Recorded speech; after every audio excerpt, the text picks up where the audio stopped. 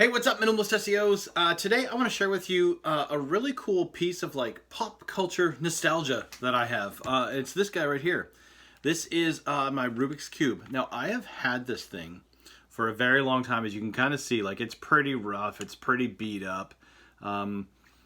Yeah, I mean, I've had it since the 80s, right? So it's old, it's janky, it's like it makes a lot of cranky noises when it moves.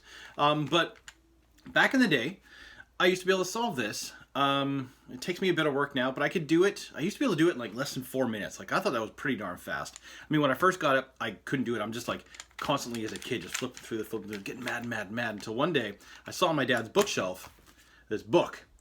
And I was like, oh, this is totally it. But here's the thing is, like, it's 60 pages. Like, it's 60 pages of like, just like everything that you could possibly want to know about the Rubiks Cube and how to solve it. And I went through and I read, and it took a really long time for me to figure out how to actually solve this thing using this book. But eventually I figured it out despite all of the really in-depth knowledge here. So flash forward to nowadays, my son has been interested in wanting to solve the Rubik's Cube. So he bought one, and with it came this. This is a little strip of paper that walks you through just the bare essentials on how to solve it. Nice and simple and easy. And he can solve it in less than 2 minutes. Like, it took him like a couple of days just to kind of read through that and figure it all out. Now we can solve it in 2 minutes. This took me, like, as a kid, like months. Like, I carried this around everywhere. So where am I going with this? Well, I think you guys know where I'm going with this. SEO. Traditional SEO is this, right? You can do it, but the manual is huge.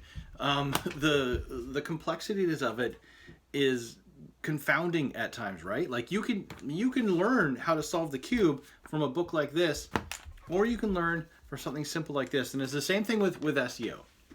There are so many different ways that you can be doing SEO.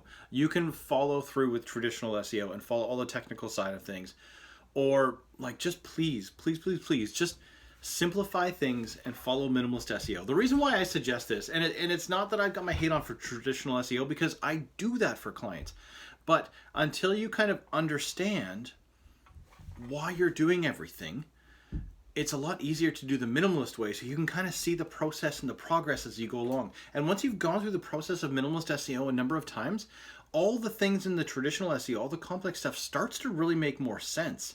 So I highly recommend that if you are struggling with minimalist SEO, with traditional SEO, please grab the cheat sheet, go through it, and really understand that here's all we're doing. We're finding a problem to solve, and we're very quickly creating a piece of content that solves that problem, and then we request indexing through Google Search Console. That lets Google basically look at the piece of content, index it, and it chooses the keywords for you. Then you can go into Google Search Console, figure out which keyword is most appropriate, and then go back and optimize your content doing your on-page SEO for this target keyword. See, where traditional SEO, typically you try to find a keyword, that's like low competition and a good amount of search volume, and then you create a piece of content, and then you're hoping that Google is going to index you for that keyword. So with this method, what you do is you kind of get to see behind the scenes when you create a piece of content that solves a problem. You look at the keywords that Google has now chosen for you. You're then going back and you're reinforcing Google's decision. See, with minimalist SEO, you're working with Google. Traditional SEO, typically you're working against Google. And that can be hard sometimes, especially if you're not sure what you're doing and don't fully understand the process. So kids, please grab that minimalist SEO cheat sheet. It's nice, it's simple like this. Do your SEO simply, and then once you kind of understand how it's all working, yeah, you can move on to traditional SEO. But honestly, minimalist SEO is the way to go, because it, of course, doesn't take up a lot of time, doesn't take up a lot of brain power, and you still end up ranking, and you still end up getting organic results. So keep that in mind, and keep another thing in mind. You guys are awesome.